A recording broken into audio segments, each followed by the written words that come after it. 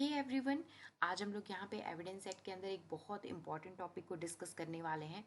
कोई भी ट्रायल का ऑब्जेक्टिव क्या होता है? किसी भी ट्रायल का ऑब्जेक्टिव होता है कि जिस पर्सन के ऊपर कोई क्लेम या चार्जेस लगे हैं उनको प्रूव करना या डिसप्रूव करना।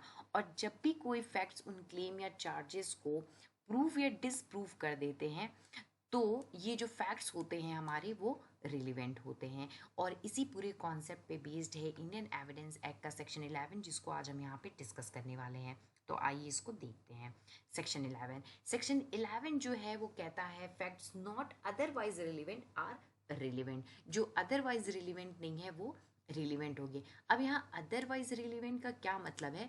तो देखिए, जो रिलीवेंसी ऑफ फैक्ट्स का पूरा चैप्टर है उसमें वो सेक्शन 6 से लेके 10 तक या 12 से लेके 55 तक अगर कहीं रिलीवेंट नहीं है तो वो सेक्शन 11 में रिलीवेंट होंगे।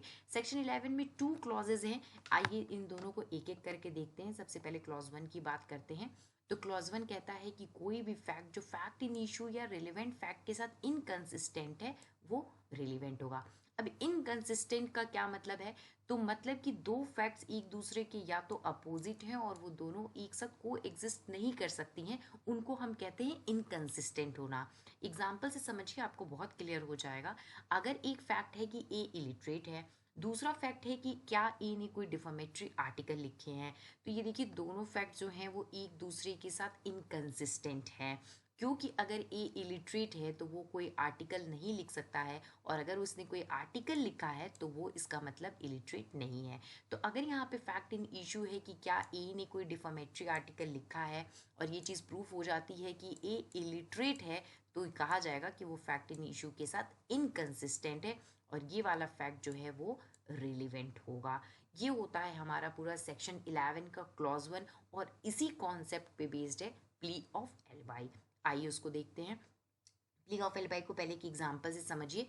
मान लीजिए कि कोई ऑफेंस हुआ है दिल्ली में और ए के ऊपर चार्जेस लगे हैं कि उसने वो ऑफेंस किया है, उस समय वो उस प्लेस पे जहाँ पे ऑफेंस हुआ वहाँ पे वो प्रेजेंट था और उस टाइम पे प्रेजेंट था।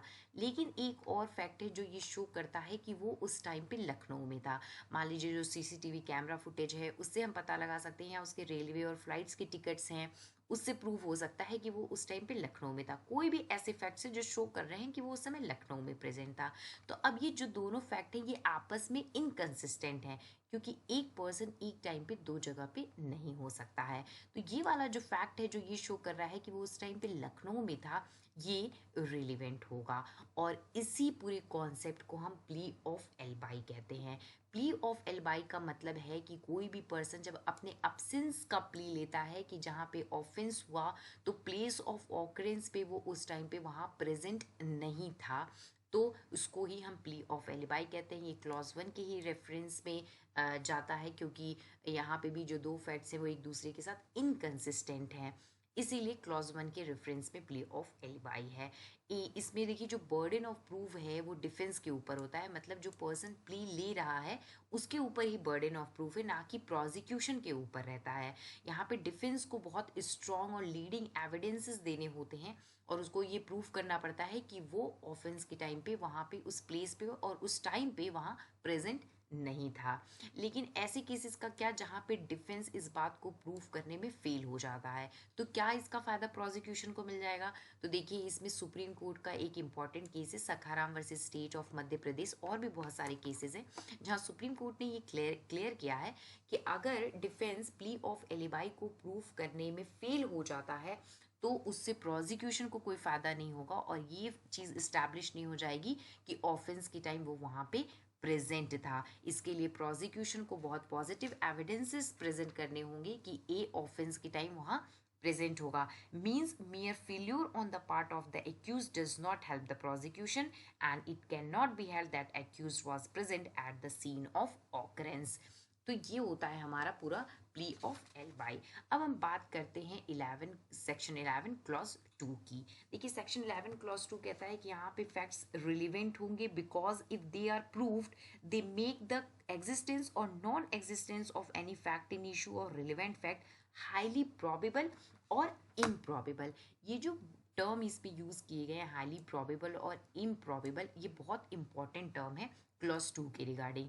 यहाँ पे देखिए जो फैक्ट्स की एडमिसिबिलिटी है उसके ऊपर एक लिमिटेशन लगा दिया गया है कि कोर्ट यहाँ पे हमेशा अपने डिस्क्रिशन का यूज़ करेगा कि जो फैक्ट्स एक दूसरे के साथ कनेक्टेड हैं वो किस तरह कनेक्टेड हैं, मतलब उनके बीच में क्या पॉसिबिलिटीज़ हैं, और वो इमीडिएट होने चाहिए और को एग्जिस्टेंस होने चाहिए, तो ही वो एडमिसिबल होते हैं 11 क्लॉज 2 में। ये देखिए हाईली प्रोबेबल और इम्प्रॉबेबल का आपका मतलब और क्लियर हो जाएगा यहाँ पे। अगर कोई फैक्ट है और अगर ये क्वेश्चन है कि वो एडमिसिबल है कि नहीं है क्लॉज 2 के रिगार्डिंग अगर हम बात करें तो यहाँ पे देखिए जो एविडेंसेस हैं वो बहुत ज़्यादा इम्पोर्टेंस के होने चाहिए कि वो कोर्ट को हेल्प करें किसी भी तरह से कंक्लूजन में पहुंचने में या अदर फैक्ट्स को प्रूव करने में, या फैक्ट इन इशू के एग्जिस्टेंस या नॉन एग्जिस्टेंस के रिगार्डिंग अगर वो किसी भी तरह से कोर्ट की हेल्प कर रहे हैं, मतलब एविडेंसेस ग्रेट इंपॉर्टेंस के होने चाहिए, तभी वो एडमिसिबल होंगे क्लॉज 2 में। अगर वो लिटिल इंपॉर्टेंस के हैं, कम इंपॉर्टेंस के हैं, तो वो एडमिसिबल नहीं होंगे। यहाँ एडमिसिबिलिटी ऑफ फैक्ट पे एक लिमिटेशन लगा दिया गया है। तो जो हाईली प्रोबेबल है उसका मतलब ये होता है more than normal standard of probability. तो ऐसे केसेस में यहाँ पे ये तभी एडमिसिबल होंगे। ये होता है हमारा पूरा क्लॉज 2। तो मैं उम्मीद करती हूँ कि आपको ये पूरा सेक्शन 11 क्लियर हो गया होगा। Thank you.